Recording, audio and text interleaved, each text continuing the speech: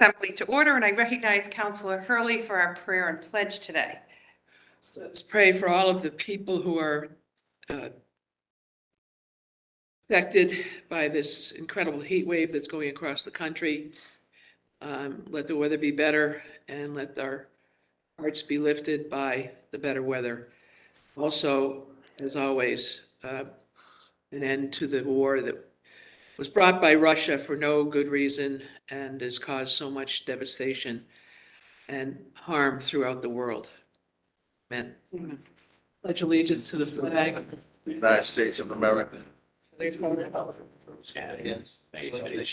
under God, indivisible, liberty and justice for all. for all. Okay, recognize Councilor Ferreira for a motion to record advice and consent for the financial warrant. Don't move, Governor. Second. There is a motion and a second. All in favor, say aye. Aye.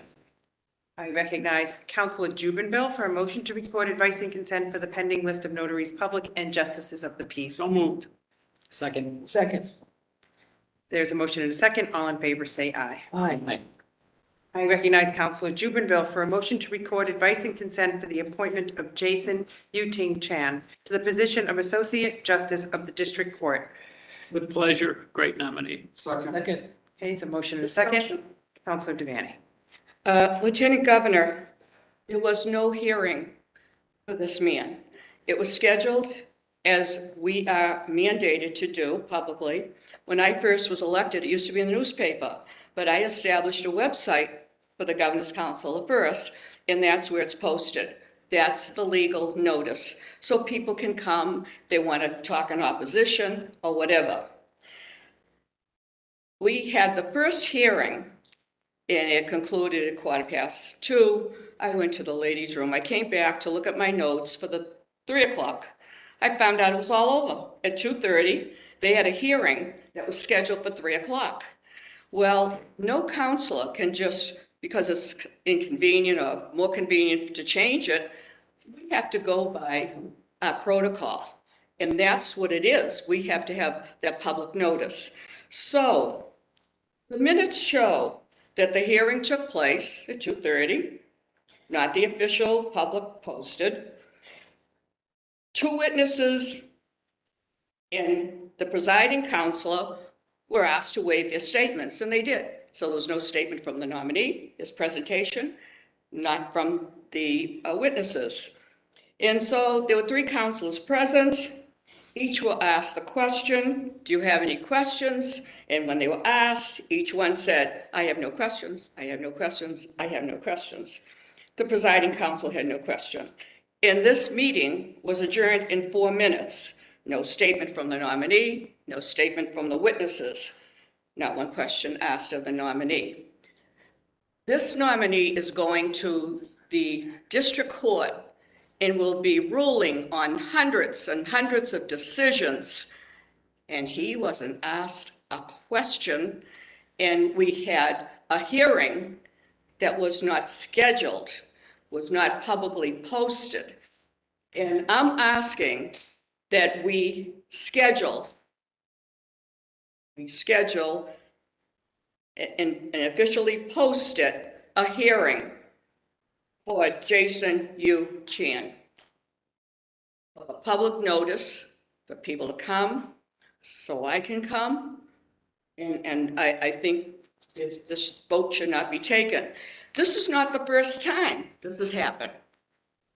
On June 1st, there was a dedication on Beacon Street for the Black Union soldiers. And so Beacon Street was closed off. So all of us who were coming out were directed the other opposite way. The hearing was scheduled at 9 o'clock for attorney Christopher Belazos. And I was in the opposite direction, one-way streets and everything. I finally found my way, got into the chamber, looked at the clock. It was 9:10. Minutes show the hearing was called 9 o'clock sharp. If I was presiding, I would have waited 15 minutes to see if any counselors would come. Because like me, I know Councilor Ferrara had problems too, and someone accommodated him to park. So I'm just saying that again, No statements from the witness, no statement from the nominee. They were all waived. No questions from the two counselors, from the presiding and the one counsel that was there. This is not a public committee. This is like a private little committee that anyone can do what they want. No council can change an official public notice of a date for a nominee to come in and as a hearing. And I'm asking for a hearing. We had this happen before, years ago. We had someone from the new, for a clerk magistrate for Newburyport, and no hearing. And the name was brought up at the assembly, and they were voted. I'm not voting for people who don't have hearings. That's our responsibility. Over 50 years, that was established, that protocol. We have a hearing, and for the public knows that we vote the next week at the public assembly. We have voted at a hearing one time for Mr. Rodriguez to go to the Superior Court. This is unacceptable, and I'm speaking now. I want a hearing for this man. There is no way this council can vote. They never heard from him. He didn't speak. We didn't have the scheduled official hearing at 3 o'clock. I will not be voting on this. I'm asking for a hearing. The public's right to know. I move for the vote. Just for the record, I talked to the nominee at length on the phone prior to the hearing. Sure, other counselors. Say no, they want the vote. Wait, Counselor, you had your statement. Counselor Hurley, that will be noted in the record, and Counselor DiPaolo. Thank you. I just want to say in regards to nominee Chen, the moment I heard he had even applied for a judicial position, I was thrilled. Like with many nominees, a lot of the work in vetting this nominee happened outside of the hearing. I sat with the nominee for well over an hour. I spent many hours actually talking with folks in the legal community. Attorney Chen's work in Worcester alone, on the board and as a very active supporter of a homeless shelter that he's gone through great strides to help support as its funding has disappeared. That alone tells me that he has the compassion and the commitment to community that we want to see on the bench. So I'm very happy to support this nominee. And I'll just say, this is very similar to the message I gave at the hearing that myself and several of my colleagues participated in. Thank you. Said, to suspend the motion, I believe Council June will. May I just say? Yes, Counselor Jubin. First of all, we got through with that hearing, or the first hearing early. I indicated to everybody that was present, I'm going to start in 5 minutes, including the counselor from Watertown. She mumbled something about 3 o'clock and stormed away. She knew I was going to start at 5 minutes, so she could have been here for it. The second thing is, witnesses are wonderful when they come in here for people. Does anybody ever think they're not going to say anything other than that's the greatest thing since sliced bread, that nominee? Because that's what witnesses do that come in here for. So we knew all that. We had letters. We all met with him. Counselor from Watertown met with him for 3 hours. So we all decided in our own way how we were going to vote before we even walked into this chamber. And that happens many times. Very few times has anybody changed their vote because of questioning of the nominee. The fact of the matter is, everybody was prepared in here. We had done our due diligence and decided there was no sense in listening to the witnesses say that he's wonderful, and no sense in him regurgitating what he put into his application that we all read. So he waived his presentation, which is fine. We didn't have questions for him because we all did our homework. So I would suggest that we move forward with the vote. He's an excellent candidate. Okay, we have a motion and a second. Second, may we move for the vote, please? Public hearing is for the public's right to hear. They heard nothing. They don't know anything about this person. And yes, I met with him 4 hours. I meet with everyone. But what's happening here is wrong. We had a respected judge for 16 years Judge D'Angelo, and he was told, you bring nobody. Don't bring your wife, don't bring your 6 children, don't bring your mother who lives with you, nobody. Empty chamber. The next hearing was filled. Someone had to sit, 2 of them had to sit in a chair. Question is, It's wrong. There's something that's definitely wrong with the operation here. The vote. And we should have hearings. That's what we decided over 50 years ago, and it's wrong, and this vote should not be taken. Your statement has The been, public has no Statement has been- idea about this person. Who's supposed to vote? statement has been made. There's a motion and a second. Lady, you're first to You vote. may begin the roll call. Counselor Devaney? No. Counselor Pinella? Wait, did you realize what you're voting on? Pardon me? Do you realize what you're voting on right now? Are you asking me to vote? This is the roll call for the nomination. That has been there was a motion and a second to nominate Jason Yu Ting Chan. Yeah, right. Position of associate justice. The motion, Voted. vote, It's Counselor Allen. say motion. Excuse me. Wait, let me clarify. The motion to record advice and consent for the appointment of Jason Yu Ting Chan to the position of associate justice of the district court has been made and seconded. We are now commencing the roll call vote.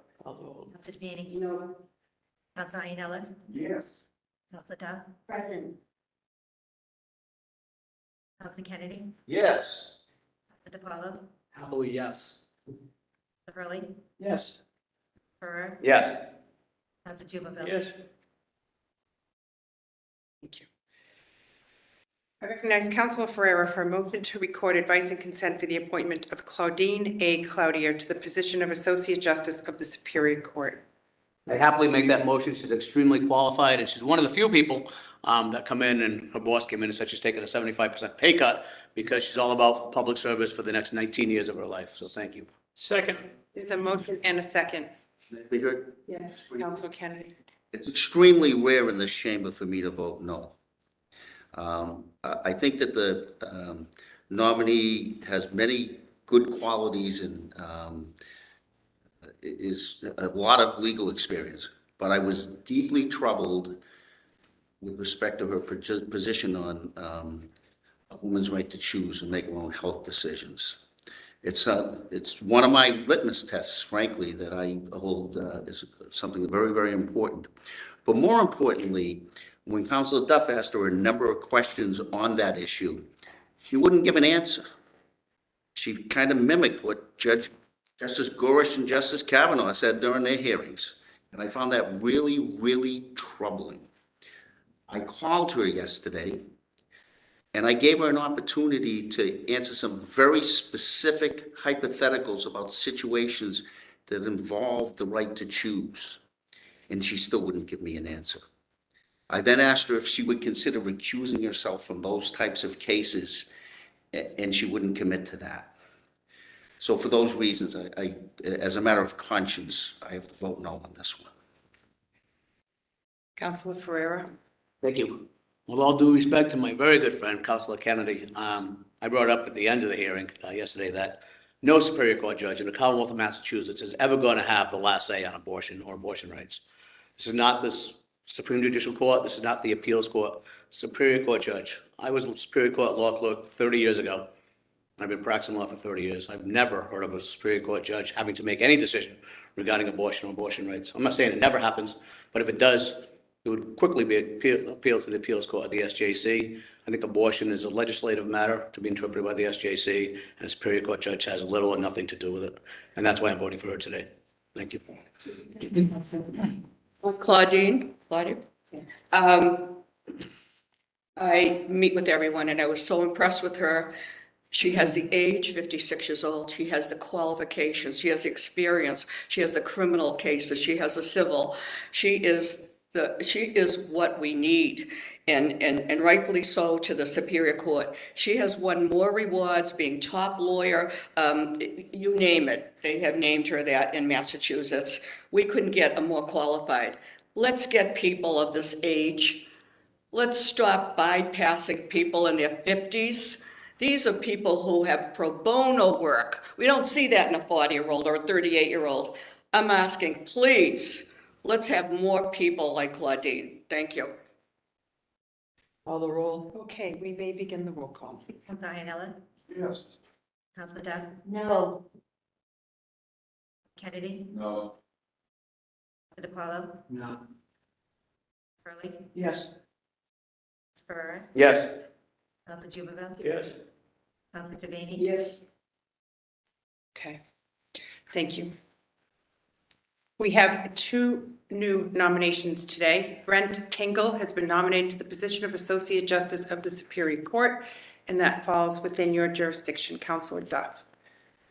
I will look at the calendar and call the nominating schedule. Thank you very much, Governor. Okay.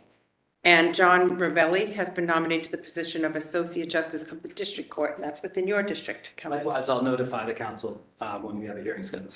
Okay. All right, thank you. That concludes our business today.